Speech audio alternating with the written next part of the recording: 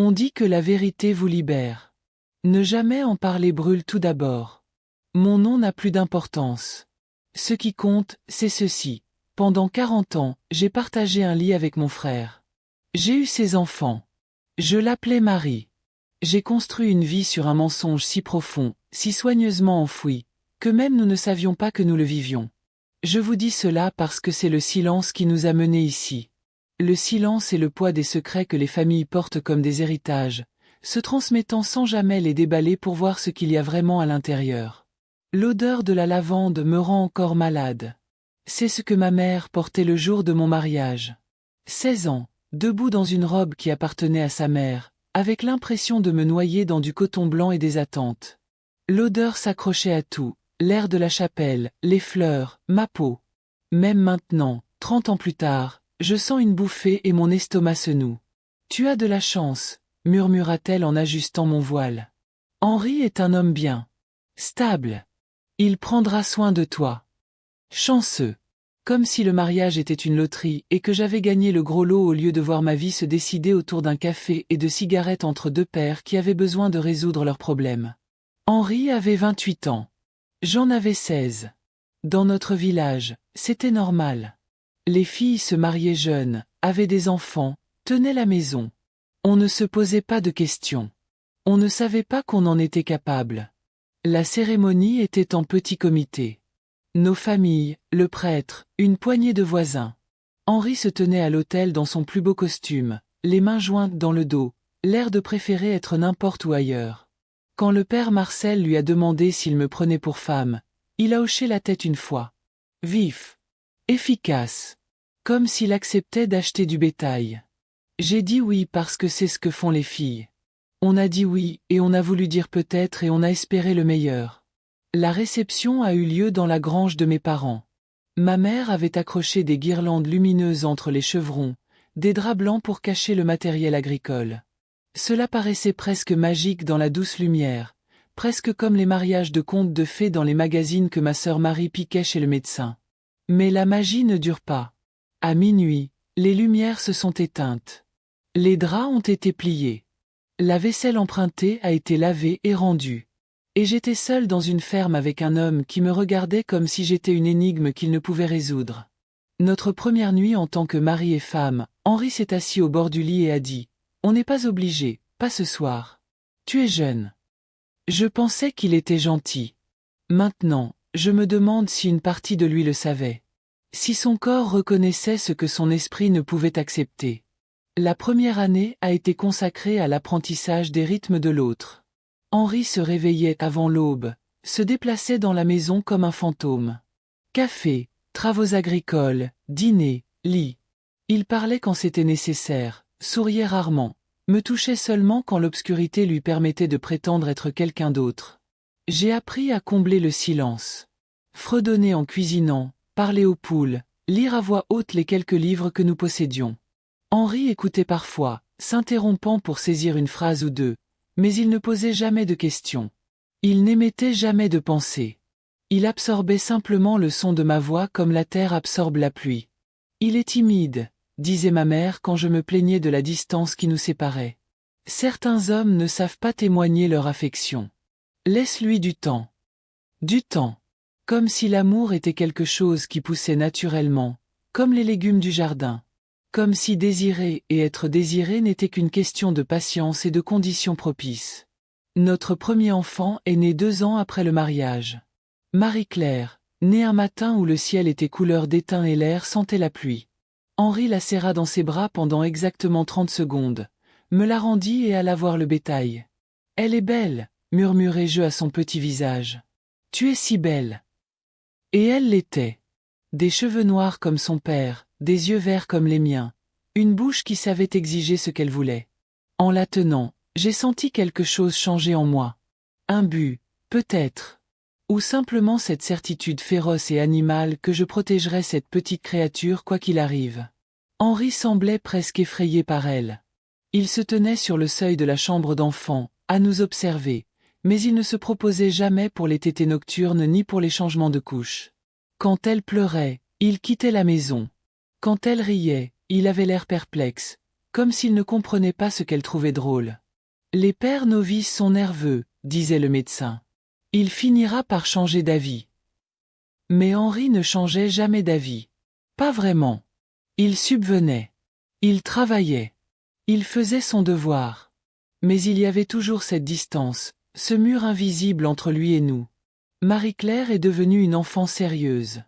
Elle observait tout, parlait peu, s'accrochait à mes jupes quand des inconnus entraient à la maison. Elle avait l'intensité d'Henri, sa façon d'étudier les gens comme des équations à résoudre. À 3 ans, je suis retombée enceinte. Cette fois, la réaction d'Henri était différente. Pas vraiment de l'excitation, mais plutôt du soulagement. Comme si un autre enfant pouvait atténuer le malaise qu'il ressentait à propos du premier. Notre fils est né en hiver. Luc, né pendant une tempête de neige si violente que le médecin a failli ne pas arriver à la maison. Henri a arpenté la pièce tout le temps, laissant des traces sur le sol de la cuisine, ne s'arrêtant que pour jeter du bois dans le feu. Quand Luc est arrivé, Henri l'a tenu différemment. Plus longtemps. Avec quelque chose qui aurait pu être de la tendresse. Je me suis dit que c'était un progrès. Que la paternité prenait enfin racine en lui. Je me trompais sur tant de choses. La lettre anonyme est arrivée un mardi. Marie-Claire avait 9 ans, Luc 6, et j'étais enceinte de notre 3e enfant. 27 ans, je commençais à croire que je comprenais ma vie, mon mariage, ma place dans le monde. L'enveloppe n'avait pas d'adresse de retour. Mon nom écrit d'une écriture soignée et féminine. À l'intérieur, une simple feuille de papier avec des mots qui me faisaient trembler les mains. Certains secrets sont trop lourds pour être portés par une seule personne. Demande à ta mère des informations sur les bébés échangés.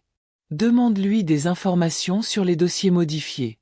Demande-lui pourquoi ton mari ressemble tant à ton père. Je l'ai lu 3 fois avant que les mots ne pénètrent. Puis je l'ai plié soigneusement, caché dans ma boîte à couture et essayé d'oublier son existence. Mais les graines du doute, une fois plantées, poussent dans l'obscurité. Soudain, je ne pouvais plus m'empêcher de remarquer des choses.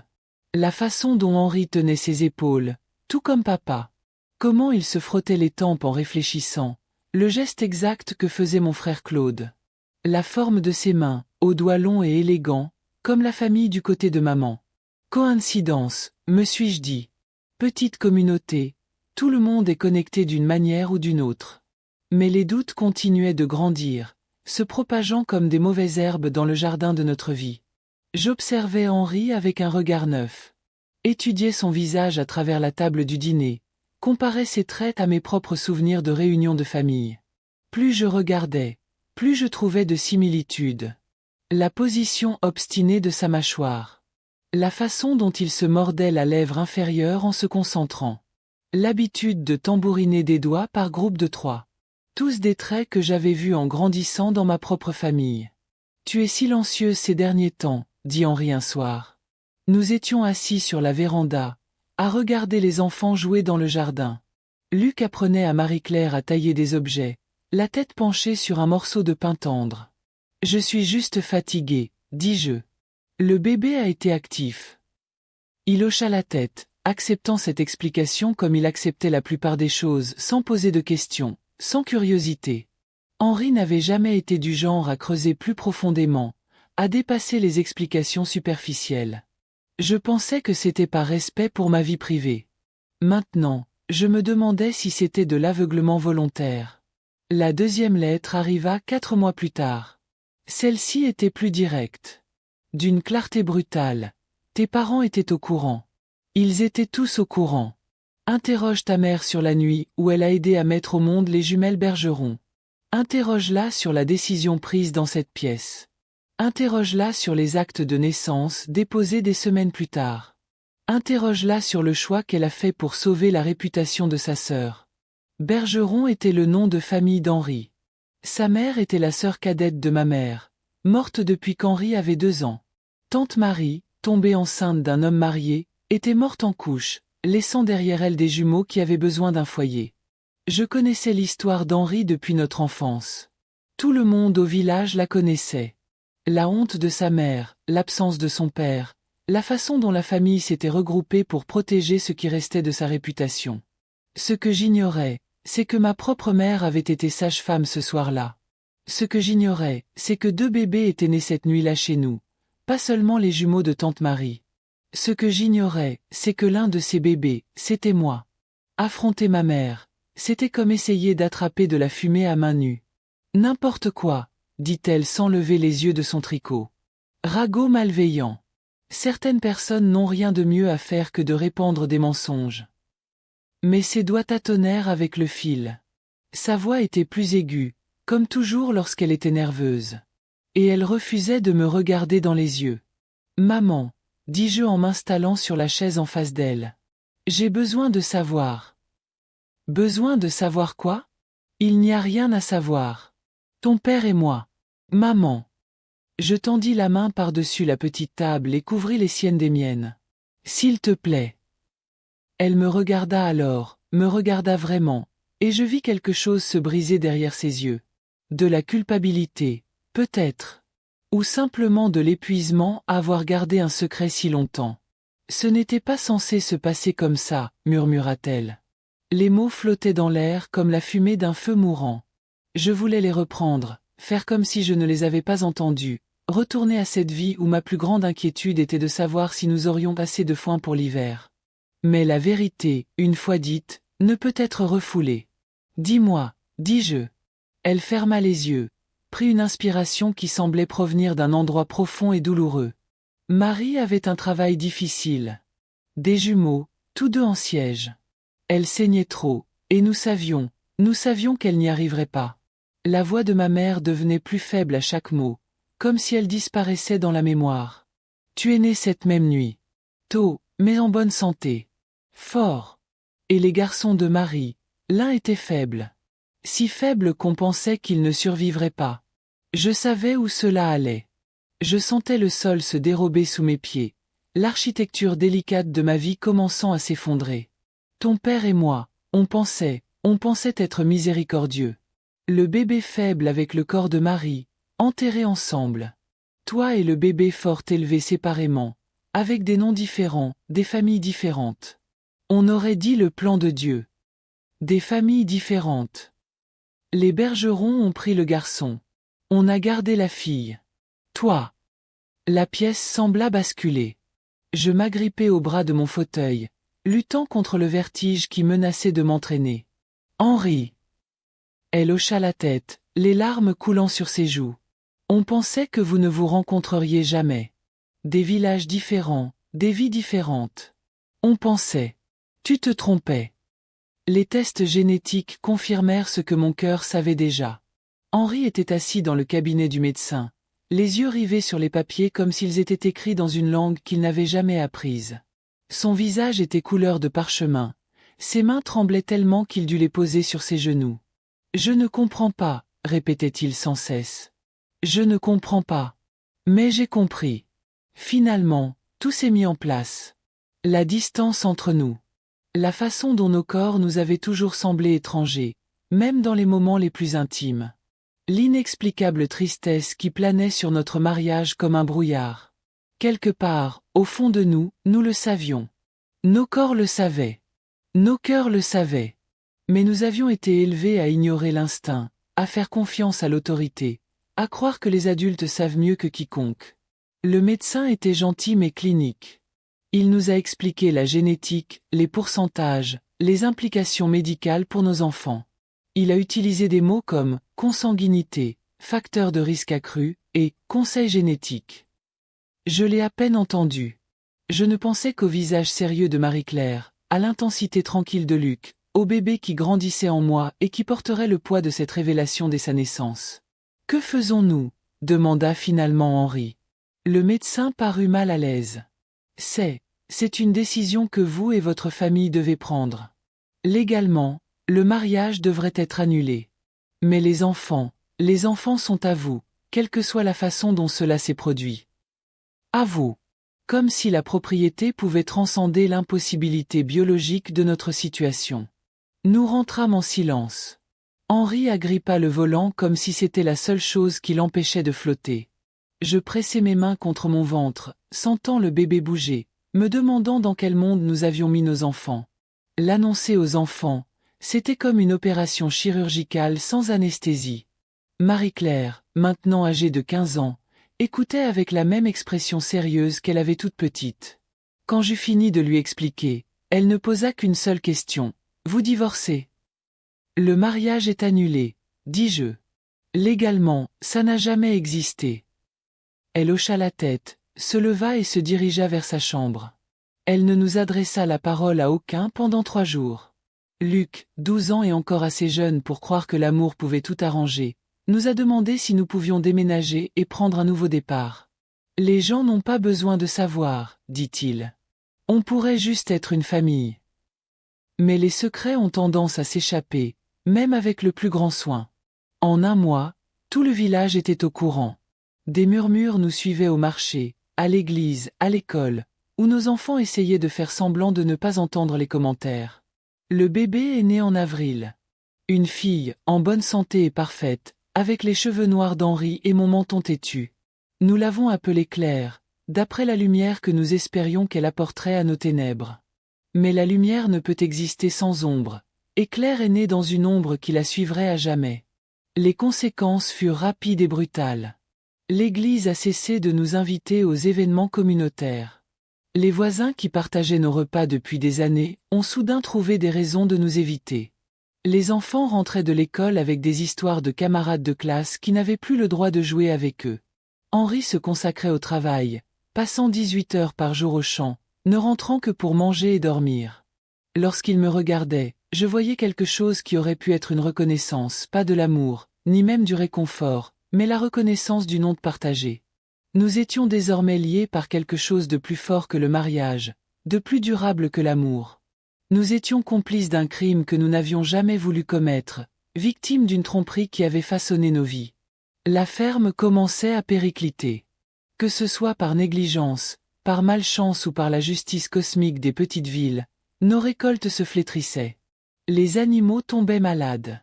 Le matériel tombait en panne plus vite que nous ne pouvions le réparer. En 2 ans, nous avons été contraints de vendre. La terre, qui appartenait à la famille d'Henri depuis des générations, est allée à des inconnus qui n'avaient jamais entendu notre histoire, qui n'y voyaient que de la bonne terre et un beau temps. Nous avons déménagé dans une ville à 50 kilomètres de là, où personne ne nous connaissait. Nous avons loué une petite maison en périphérie, inscrit les enfants dans de nouvelles écoles, essayé de construire une vie qui ressemblait à une vie normale. Mais la normalité était un luxe que nous ne pouvions plus nous permettre. Marie-Claire a quitté la maison à 17 ans, 3 mois avant la remise des diplômes.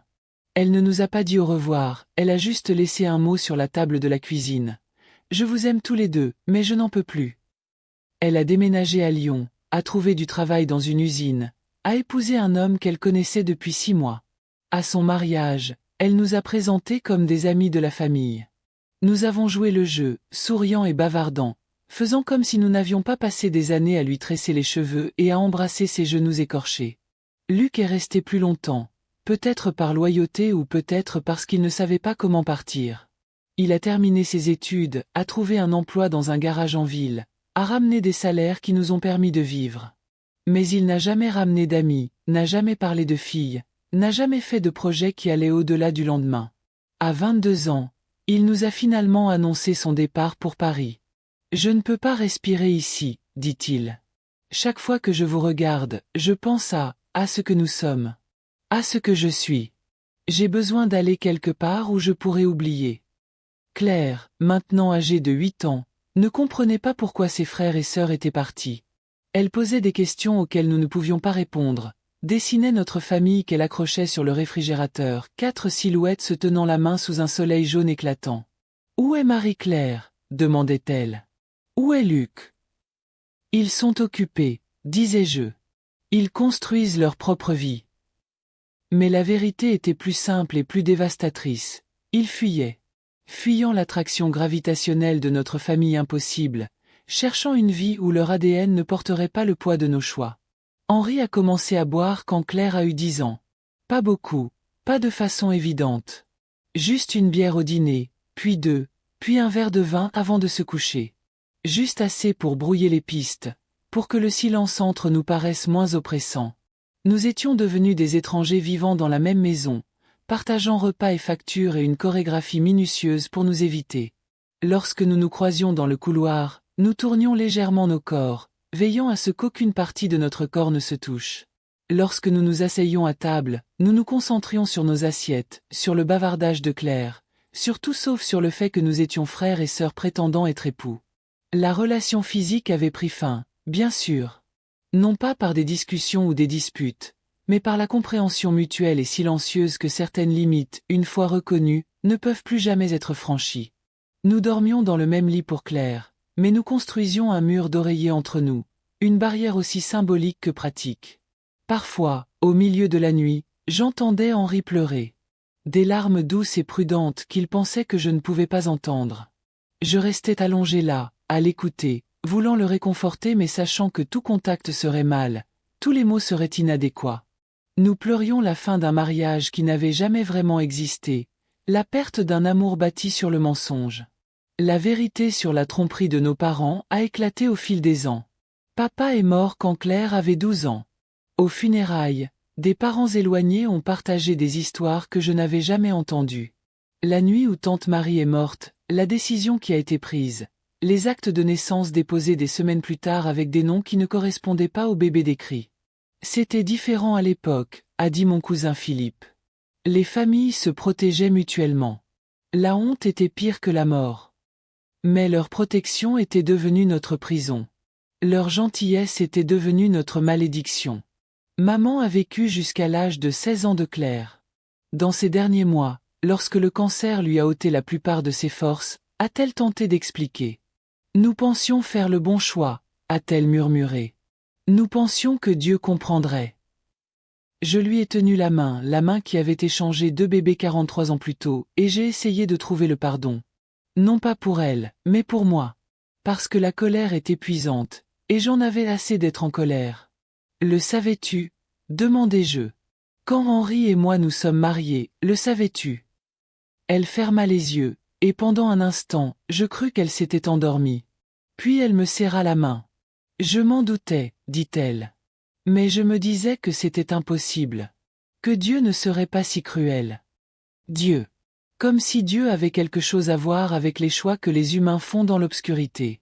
Claire apprit la vérité à son 18e anniversaire.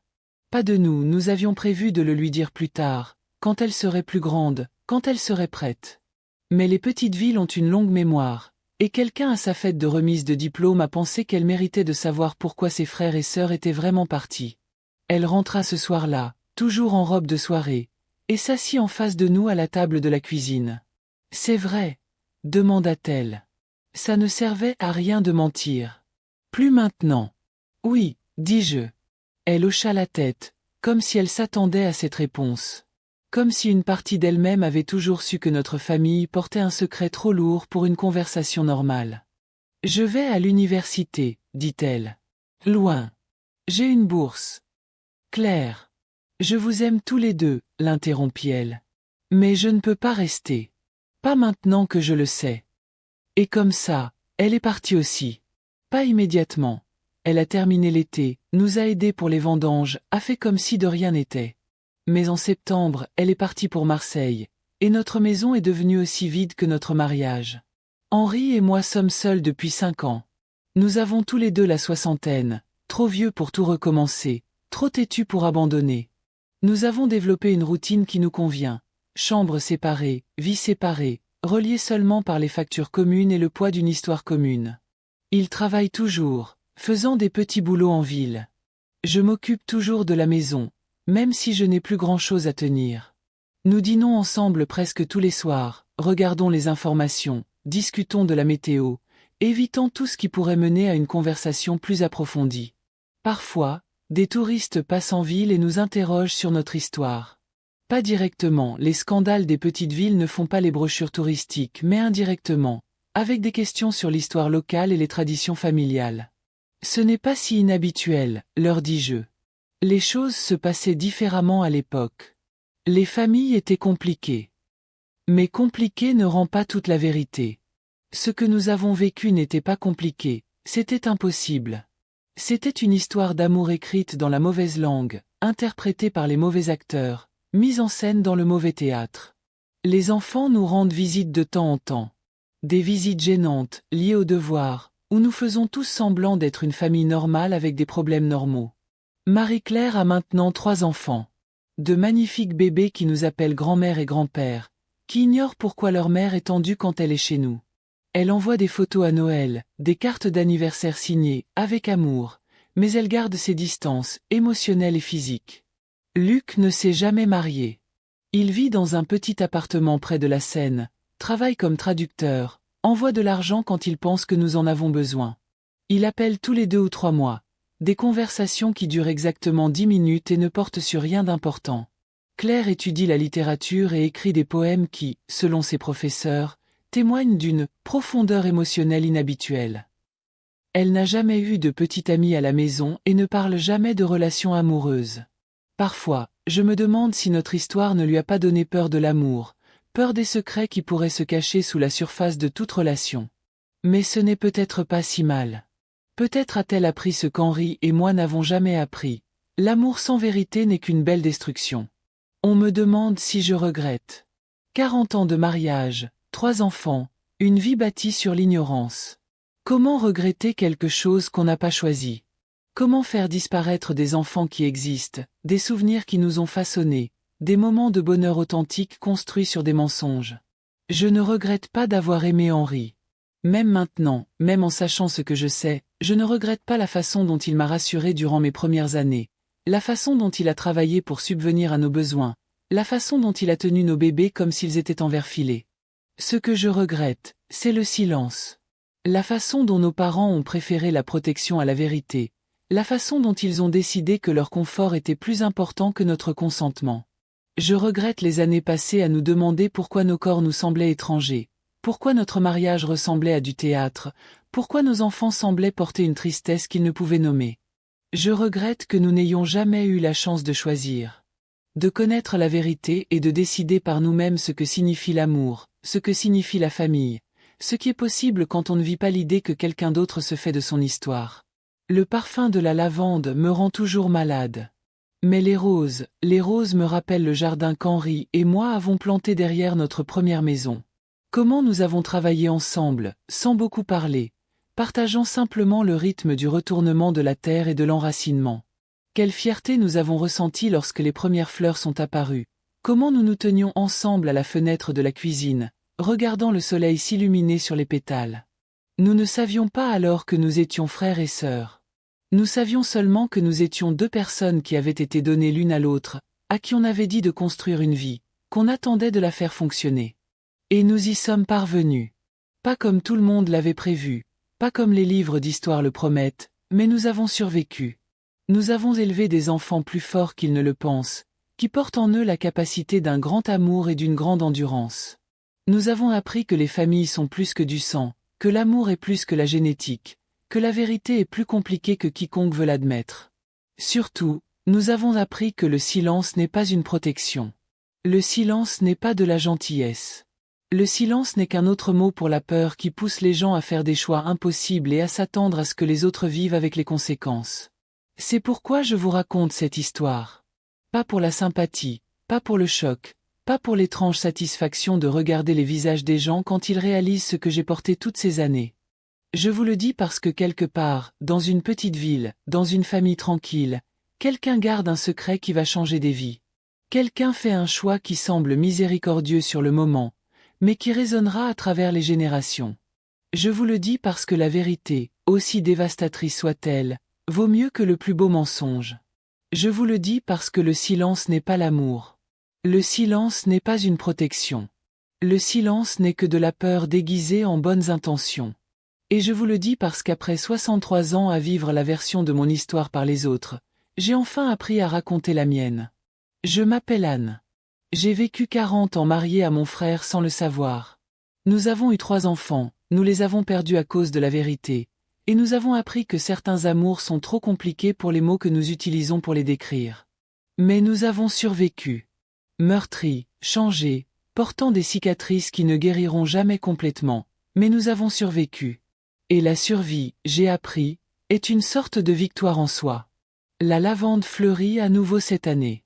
Je peux le sentir à travers la fenêtre de la cuisine, doux et envahissant. Henri est dans le jardin, il égrène les roses fanées, Ses mouvements sont prudents et précis. Nous ne sommes pas mari et femme.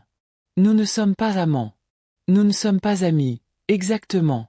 Nous sommes deux personnes qui partagent une histoire trop complexe pour de simples étiquettes, qui ont appris trop tard que l'amour et la vérité ne sont pas la même chose, qui ont construit quelque chose de beau, d'impossible et de déchirant à partir des matériaux qui nous ont été donnés. Nous sommes des survivants. Et aujourd'hui, pour la première fois en 43 ans, cela semble suffisant.